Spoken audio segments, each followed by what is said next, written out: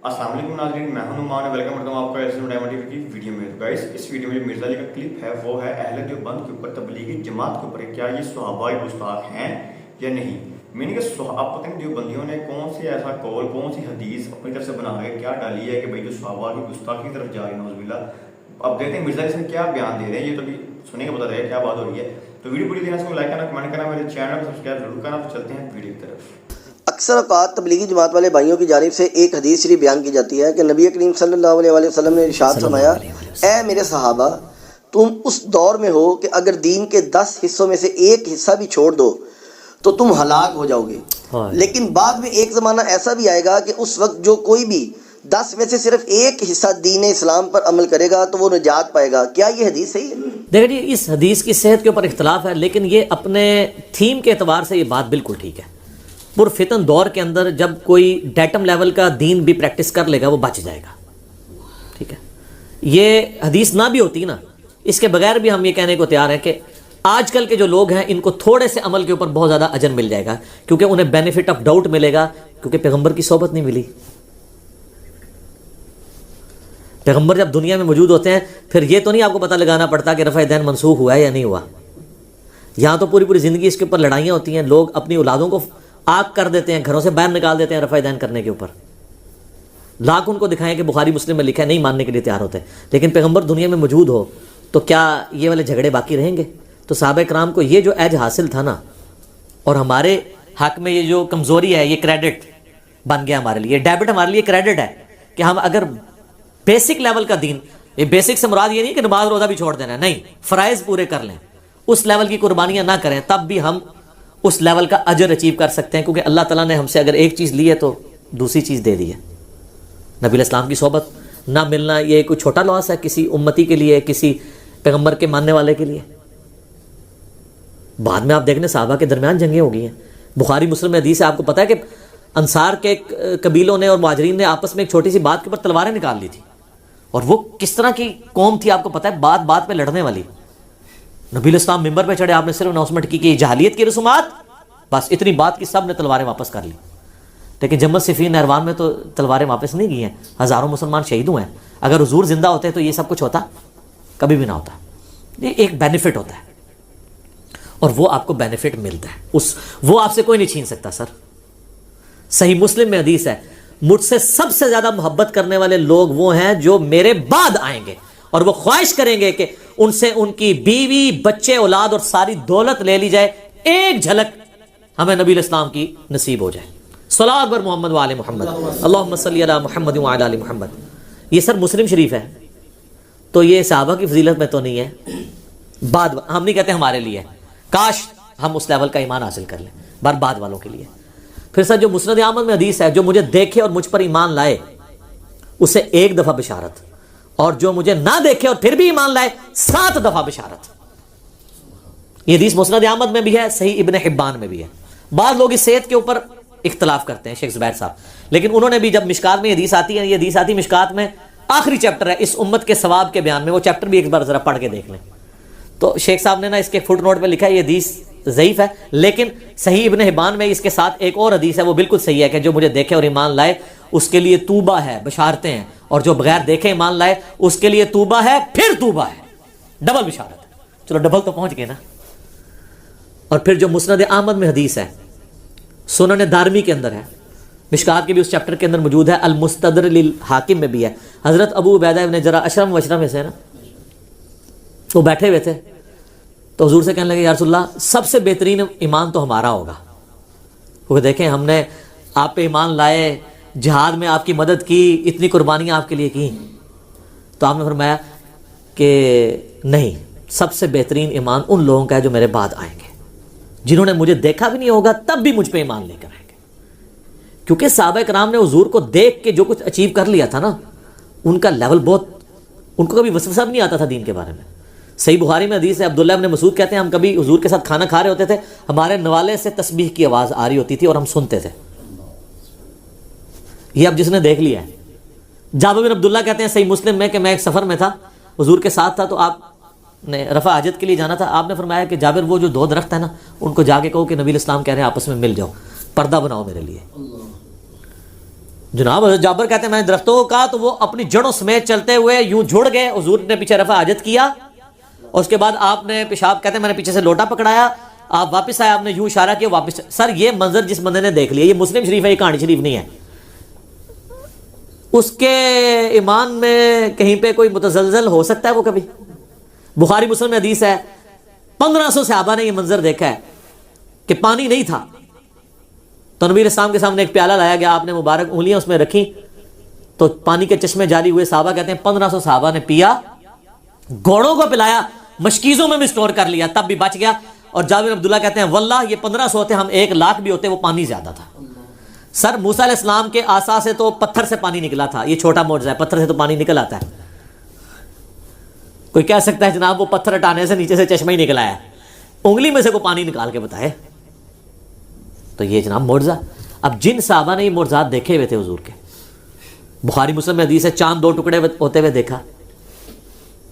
آپ علیہ السلام نے، صحیح بخاری میں آتا ہے، ایک صحابی کی پنڈلی ٹوٹ گئی، ہاتھ پھیرا، وہ کہتے ہیں مجھے یاد بھی نہیں ہے. سر یہ اس پنڈلی کے جڑنے کا کیورنگ پیریڈ جو ہے وہ 8 سے 10 ہفتے ہے اور اس کے بعد احتیاط تو سال ہر سال چلتی ہے. وہ کہتے ہیں مجھے یوں لگایا ابھی ٹوٹی نہیں تھی. بخاری مسلم میں حدیث ہے آپ نے، میں کون ہے کہ اپنی چادر پھیلائے تو پھر وہ جو کچھ بھی مجھ سے سنے کبھی نہ بھولے. حضرت ابو ہریرہ کہتے ہیں میں نے سب سے پہلے اپنی چادر بچھا دی، آپ نے یوں ہوا میں کیا، میری چادر میں رکھا، کہا اس کو سینے سے لگا لے. کہتے ہیں اس کے بعد میں کوئی حدیث نہیں بولا، سب زیادہ حدیثیں روایت کی. سر یہ بخاری مسلم میں درجنوں معجزات ہیں. آپ مشکات میں معجزات والا چیپٹر نکالیں، جن لوگوں نے یہ سب کچھ دیکھ لیا تھا نا ان کے لیے پھر کوئی چیز باقی نہیں رہی تھی. ہمیں اللہ تعالیٰ نے بینیفٹ اس اعتبار سے دیا کہ ہم بعد میں آنے والے لوگ ہیں، کمپنسیشن ہوگی. اور یہ کمپنسیشن نبی الاسلام کے مبارک دور میں بھی اس اعتبار سے تھی. صحیح بخاری اور مسلم دونوں میں حدیث ہے کہ جو قرآن کا ماہر ہے نا وہ معزز فرشتوں کے ساتھ ہے، یعنی فرشتے اس کی صحبت کے لیے آتے ہیں. اور جو قرآن کا ماہر نہیں ہے، اٹک اٹک کر قرآن پڑھتا ہے، اس کے لیے 2 اجر ہے. یعنی حافظ قرآن سے زیادہ اجر اس کے لیے جسے قرآن پڑھنے میں تردد ہے. یہی بات میں نے ایک دفعہ کر دی تھی تو مولویوں نے کلپ بنا دیا، یہ کہہ رہا ہے جی صحابہ سے زیادہ اجر ملے گا. میں نے کہہ دیا تھا کہ آپ کتنے خوش نصیب ہیں کہ آپ کے پاس مصحف ہے. صحابہ کے پاس تو مصحف نہیں ہوا کرتے تھے. حضرت عثمان نے بھی چند ایک نسخے کیونکہ وہ زبانی یاد کرتے تھے. میں نے کہا آپ دیکھیں قرآن جب دیکھ کے پڑھتے ہیں تو آپ قرآن چھونے کا ثواب، قرآن کو دیکھنے کا ثواب اور پڑھنے کا ثواب، 3 ثواب ایڈ ہوتے ہیں، جبکہ جو زبانی پڑھتے ہیں وہ ایک حصہ ہے. پھر میں نے ساتھ اس کے ساتھ ایک جملہ بولا تھا کہ اب اس کو آپ نے کمپیریزن نہیں کرانا شروع کر دینا کہ بھئی یہ اس نے کہہ دیا صحابہ سے زیادہ. یعنی میں اس اعتبار سے کہہ رہا تھا کہ اس زمانے میں یہ سب کچھ ہوتا تو آج اللہ نے آپ کو یہ فیسیلیٹیٹ کیا ہے. باقی ان کے مرتبے کو کون پہنچ سکتا ہے؟ ہمارا تو یہ کبھی دعویٰ نہیں ہے کہ ہم ان کے مرتبے کی بات کر رہے ہیں. ہم اس وقت ثواب کی بات کر رہے ہیں، مرتبے کی بات نہیں ہو رہی، اس ذہن میں رکھیے گا. حالانکہ حدیثیں تو حضرت ابو عبیدہ والی میں نے آپ کو سنا دی کہ نبی علیہ السلام نے کن کے ایمان کی تعریف کی ہے؟ بعد والوں کے.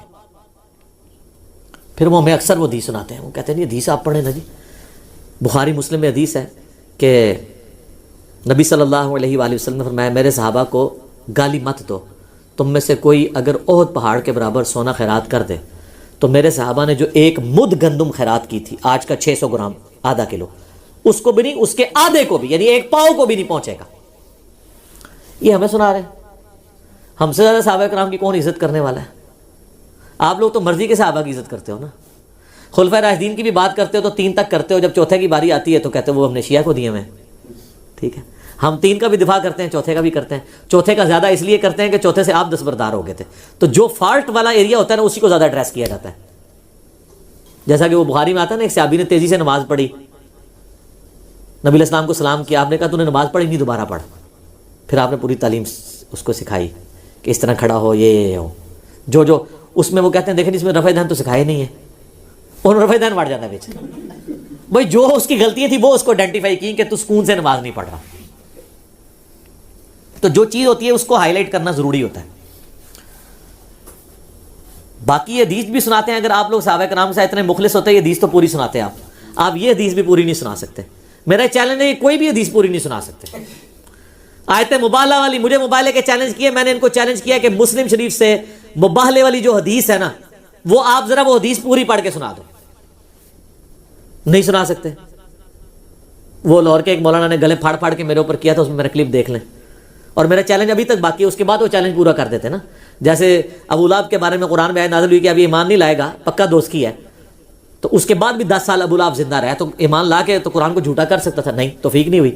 تو میں نے بہت بڑی بات کی ہے کہ یہ کبھی بھی آیت مبالہ والی حدیث بیان مسلم شریف سے نہیں کر سکتے. اس میں تو آ جائے گا کہ سب و شتم ہوتا تھا حضرت علی کے اوپر, وہ کیسے کور کر سکتے ہیں؟ نہیں کر سکتے. یہاں پہ بھی نہیں. یہ سر پوری حدیث مسلم شریف میں 6488 پوری حدیث اس طرح ہے کہ عبد الرحمن بن عوف اور خالد بن ولید کا جھگڑا ہوا, تو عبد الرحمن بن عوف کو خالد بن ولید نے جذبات میں آ کے گالیاں دے دی. نبی علیہ السلام تک شکایت پہنچی تو آپ نے حضرت خالد بن ولید کو ڈانٹا اور کہا کہ تم میرے صحابہ کو برا مت کہو, اب تم لوگ عہد کے برابر بھی سونا خیرات کر دو نا. عبد الرحمن بن عوف نے جو اس زمانے میں اتنا سا گندم بھی خیرات کیا تم اس کے برابر نہیں ہو سکتے, کیونکہ عبد الرحمن بن عوف نے مشکل وقت میں میرا ساتھ دیا ہوا ہے. اب تو گولڈن پیریڈ ہے. خالد بن ولید, عمر بن عاص, یہ وہ لوگ ہیں جو صلح حدیبیہ کے بعد مسلمان ہوئے ہیں, جب مسلمانوں کا گراف اوپر ہی جا رہا تھا. تو حضرت خالد بن ولید 20 صحابی تھے, لیکن حضور نے ان کو الگ کر دیا کہ تم لوگ عہد کے برابر بھی سو. یہ انجینئر مرزا کے بارے میں نہیں ہے, میرے بارے میں ہوتا تو مجھے یہ کہا جاتا تھا کہ 10 زمینوں کے برابر بھی خیرات کر دو. میرا تو کوئی لیول نہیں ہے, لیکن سر جو ان کا ہے وہ بھی تو کم از کم بیان کرے. وہ اس لیے بیان نہیں کرتے کہ مسلم شریف میں 6229 نمبر حدیث ہے کہ آل مروان کہا کرتے تھے ممبروں پہ بلا کے صحابہ سے کہ کہو لعن اللہ ابو تراب, ابو تراب علی بن ابی طالب پر لعنت. یہ الفاظ ہیں. وہ کہتے ہیں نہیں, سب کا ترجمہ ہے تنقید. اور بھئی الفاظ ہیں لعن اللہ ابو تراب. مجھے ایک دیوبندی مل گیا, بڑا اسٹرانج قسم کا نا, اسلام آباد ایک افطاری کے اندر کئی سال پہلے. کہتا نہیں وہ سب کا آپ کو پتہ نہیں. تقی عثمانی صاحب نے کتاب لکھی, میں ہو تقی عثمانی نے تھے پوری حدیثاں بھی نہیں بیچارے نے پڑھی. اے کھول ہم مسلم شریف, لعن اللہ ابو تراب لکھے ہی کہ نہیں, لعن دے لفظ نہ ہوتے منو پھاڑا کے. تو سب کا ترجمہ تنقید ہے. اچھا دوسرا یہ کہ تنقید صحابہ پہ کرنا ٹھیک ہے, ہاں ٹھیک ہے, حضرت علی پہ ہو رہی ہو تو, دوسروں پہ ہو رہی ہو تو آپ کو رافضی کہیں گے ہم. سب کا ترجمہ وہ موجود ہے, تو یہ پوری حدیثیں بھی نہیں بیان کر سکتے. تو ان حدیثوں کے تحت جس طرح آج کے دور کے بندے کے اوپر صحابہ کا احترام لازمی ہے نا, اس زمانے میں بھی لازمی تھا. آج اگر کوئی صحابہ کو گالی دیتا ہے نا, اس سے بڑا مجرم وہ ہے جو اس زمانے میں دے, اتنا مبارک زمانے میں صحبت کر کے بھی نبی علیہ السلام کی. کیونکہ بخاری مسلم حدیث ہے, میری بیٹی فاطمہ بھی چوری کرے اس کے بھی ہاتھ کٹیں گے. 2 رولز نہیں ہوں گے, ایک ہی رول ہوگا. تو وہ لوگ کلپ بنانا شروع کر دیتے ہیں, چھوٹی چھوٹی باتیں نقل کر کے, جو اس کو صحابہ سے بغض ہے, اس نے کہہ دیا کہ صحابہ سے زیادہ اجر ملے گا. تو یہ جو میں حدیثیں اتنی ساری پیش کی ہیں, یہ تو نبی علیہ السلام خود فرما رہے ہیں کہ اے ابو عبیدہ, تم سے بہتر ایمان ان لوگوں کا ہوگا جو بعد میں آئیں گے. تو کیا نبی علیہ السلام کے دل میں بغض تھا؟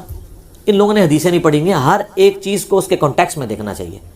تو باقی تبلیغی جماعت والے جو یہ بات کرتے ہیں نا, اس حدیث کی صحت درست نہ بھی ہو تب بھی یہ اپنی تھیم میں درست ہے کہ بعد والے لوگ تھوڑی سی محنت کر کے زیادہ اجر و ثواب کما سکتے ہیں. بعد والے لوگ تھوڑی سی محنت کر کے جو ہے وہ قیامت والے دن آسانی سے کامیابی حاصل کر سکتے ہیں. لیکن واللہ اس میں مرتبے کی بات کبھی نہیں ہو رہی. مرتبے تو ہم اس زمانے میں نہیں ڈیفائن کر سکتے. بخاری مسلم میں حدیث ہے, میری امت میں 70,000 لوگ بغیر حساب و کتاب کے جنت میں جائیں گے. حضرت اکاشا کھڑے ہوئے, یا رسول اللہ دعا کرے میں ان میں, آپ فرمایا تم میں. ایک اور صحابی کھڑا, آپ فرمایا اکاشا بازی لے گیا. حضور کے زمانے میں بھی بغیر حساب و کتاب والے لوگ سارے نہیں تھے. تو چاہتے ہیں کہ آپ آج کی بات کریں, وہ اللہ کو پتہ ہے. باقی جو ان کی رسپیکٹ, وہ سارا معاملہ اپنی جگہ ہے, اس سے کسی کو انکار نہیں ہے. وہ ہمیں کسی سے سرٹیفکیٹ لینے کی ضرورت نہیں ہے. اللہ کا شکر ہے یہ وہ پلیٹ فارم ہے جہاں سے قرآن, حدیث, صحابہ کے اقوال بیان ہوتے ہیں, الحمدللہ. باقی سب لوگ تو کہانیاں کرا رہے ہیں. میں پہلا بندہ ہوں جس نے آ کے یہ آواز بلند کی ہے کہ صحابہ کے اعمال اور ان کے اقوال قرآن و حدیث کی طرح حجت ہے. ورنہ کتاب و سنت کا نام لینے والے لوگ یہ بات نہیں کرتے تھے. حنفی کرتے تھے, وہ کرتے اس لیے کہ وہ عمل نہیں کرنا ہوتا, انہوں نے صرف کہنا ہی ہوتا ہے. تو وہ آپ جتنا مرضی دعویٰ کرتا رہے, صحابہ حجت, صحابہ حجت. وہ صحابہ حجت یہ کہہ رہے ہوتے ہیں کہ وہ اینٹی شیعہ بات کر رہے ہوتے ہیں. صحابہ کو حجت نہیں انہوں نے ماننا ہوتا. یہاں پہ اہل حدیث کہتے تھے ہمارے لیے صحابہ بھی حجت نہیں ہے. ہم تو نبی علیہ السلام کا فتویٰ دیکھیں گے, کبھی داڑھی کا مسئلہ اٹھاتے تھے, کبھی کچھ. میں پہلا بندہ ہوں جس نے آگے آواز بلند کیا کہ صحابہ کا سورس آف نالج نبی علیہ السلام ہے, صحابہ کی بات حجت ہوگی. عبداللہ بن عمر اگر مٹھی کے بعد داڑھی کاٹتے ہیں تو داڑھی کا فارم یہ ہوگا. میں نہیں کاٹتا ہوں, لیکن اس فارم کو ہم لیتے ہیں. 3 ہی صحابہ ہیں جنہوں نے داڑھی والی حدیث روایت کی ہے, داڑیاں بڑھاؤ مجھے پس کرو. حضرت عبداللہ بن عمر, ابو ہریرہ اور ابن عباس رضی اللہ عنہم اجمعین. اور تینوں مٹھی کے بعد داڑھی کاٹتے تھے. اسی تو شیخ البانی کہتے ہیں مٹھی کے بعد داڑھی کاٹنا واجب ہے. وہ کہتے ہیں صحابہ بتا رہے ہیں کہ داڑھی کتنی ہونی چاہیے. وہ اپنے کوئی شاگرد کو دیکھتے تھے لمبی داڑھی والا, کہتے دونوں کہتے ہیں پکڑو انو باواں تو. بالکل ان کے شاگرد خود بتا رہے ہیں, ان کی بایوگرافی میں لکھا ہے, اور کٹوا دیتے تھے داڑھی لمبی. اور ان کی اپنی داڑھی تو میرے سے بھی چھوٹی ہے, آپ جا کے شیخ البانی کی تصویر لکھیں تو آپ کو پتہ چل جائے گی. تو صحابہ حجت ہیں, ہم نے ہی تو پہلی بار آگے بات کی ہے. یہ ہم نے آگے کہا علیکم بسنتی و سنت الخلفاء الراشدین کے تحت جو لوگ حضرت عثمان کے خلاف کھڑے ہوئے ہیں اور آپ ان کو بانچے کھول کھول کے باغی کہتے ہیں اور کہتے ہیں وہ جی بلوائی تھے حضرت عثمان خلیفہ راشد کے خلاف کھڑے ہوئے، تو اس کے بعد جو خلیفہ راشد حضرت علی ان کے خلاف جو کھڑے ہوئے ہیں وہ کیا ہے؟ وہی فارمولہ لگائے نا، پوری حدیث علیکم بسنتی و سنت الخلفاء الراشدین المہدیین، وہ پوری لگائے نا، ٹھیک ہے؟ تو اللہ کا شکر ہے اس پلیٹ فارم سے صحابہ کی حجیت، اہل بیت کی حجیت، ان کی تعلیمات کی حجیت، ہم ہی اس کو لے کے چل رہے ہیں اللہ کے فضل سے۔ تو ہماری باتوں کو میں آخر میں ریکویسٹ کروں گا، میرا کوئی بھی کلپ ملتا ہے نا، بیچ میں سے جملے نہ دیکھا کریں، پوری دیکھا کریں کس کانٹیکسٹ میں بات ہو رہی ہے، پھر آپ کو اس کی انٹینسٹی سمجھ آئے گی یہ بات کیا ہوگی۔ اب قرآن سے آپ ایک آیت اٹھا لیں، اے نبی تم سے پوچھتے ہیں قیامت کب آئے گی، آگے الفاظ ہیں کہ جس دن تمہیں آگ پہ تلا جائے گا۔ اب ہمارے مہذب زمانے میں اس دور کے اندر اس قسم کا جواب مہذب جواب نہیں مانا جاتا، لیکن سر اس کے پیچھے ایک 13 سالہ مکی قرآن ہے جس میں جب یہی سوال ہوتا ہے کہ قیامت کب آئے گی تو بتایا جاتا ہے کہ دیکھو تم قیامت کے لیے تیاری کرو، جو لوگ قیامت پہ ایمان لاتے ہیں وہ تو ڈرتے ہیں اور تم لوگ یہی پوچھ رہے ہو، تاریخیں پوچھ رہے ہو، اس کی بجائے تیاری کرو۔ 13 سال تک ایک استاد یہ پڑھاتا رہے اور پھر اینڈ پہ وہ شرارت کے طور پہ سوال کرے، پھر یہی کہا جائے گا جس دن تمہیں تلا جائے گا۔ لیکن آپ تلنے والی آیت ہی پہلے نکال کے لوگوں کو پیش کریں تو لوگ قرآن سے بھی متنفر ہوں گے۔ تو میرا بھی آپ کلپ میں سے کوئی ایسا ٹکڑا کاٹیں گے جو میں نے ایک خاص مزاج میں ایک پوری گفتگو میں بات کی ہوئی ہے اور پھر کہیں گے جی علی کیا بات کر رہا ہے۔ اس طرح کے تو آپ قرآن کے ساتھ بھی حدیث کے ساتھ بھی کریں تو آپ وہ کتنے لوگ متنفر ہوں گے۔ اس طرح نہیں ہوتا، وہ پوری ایک کانٹیکسٹ میں بات ہوتی ہے، اس میں کوئی ایک جملہ آتا ہے اور وہ جملہ اس کے اندر بالکل فٹ ان بیٹھا ہوتا ہے، بات سٹارٹ ہوئی ہوتی ہے اینڈ ہوئی ہوتی ہے، پک اینڈ چوز کریں گے، ٹھیک ہے؟ یہ میں وہ بتا رہا ہوں جو پک اینڈ چوز کانٹیکسٹ کے ساتھ ہو رہا ہے وہ بھی ڈینجرس ہے، آؤٹ آف کانٹیکسٹ تو ہی ڈینجرس ہے نا۔ قرآن میں ہے کہ حضرت عیسیٰ ہی اللہ ہیں، لیکن اس کے شروع میں لکھا ہے لقد کفر الذین قالوا ان اللہ هو المسیح ابن مریم، یہ تو ہے آؤٹ آف کانٹیکسٹ، لیکن قرآن میں کئی چیزیں کانٹیکسٹ کے ساتھ بھی اگر آپ بیان کریں، پورے کانٹیکسٹ کے ساتھ وہ جملہ اٹھائیں، وہ ایک عام بندے کے لیے ماننا مشکل ہو جائیں گی۔ نماز کے قریب مت جاؤ جب تم نشے کی حالت میں ہو، اس سے لوگ یہی پسند نکالیں گے نا کہ بھی عام حالت میں آپ نشہ کر سکتے ہیں، نماز کی حالت میں نہیں، لیکن اس کے آگے پیچھے کوئی کانٹیکسٹ تو ہے نہیں ہے۔ کانٹیکسٹ جا کے سورہ مائدہ کے اندر ہے، یہ آیت نساء کے اندر ہے، جس میں پتا چلا ہے کہ یہ اس زمانے میں ہے جب شراب حرام نہیں تھی، آج کی ڈیٹ میں حرام۔ تو جی گز آپ نے پوری ویڈیو دیکھی مرزا علی کی، تو اگر آپ کو میری ویڈیو پسند آئی اس کو لائک کرنا، کمنٹ کرنا، میرے چینل سبسکرائب ضرور کریں، اور اہل دیوبند کے بارے میں آپ کا اپنا ذاتی رائے کیا ہے کہ کیا یہ صحابہ گستاخ ہیں یا نہیں ہے۔ تو ملتا ہوں آپ کو اگلے وقت کے لیے، اللہ حافظ۔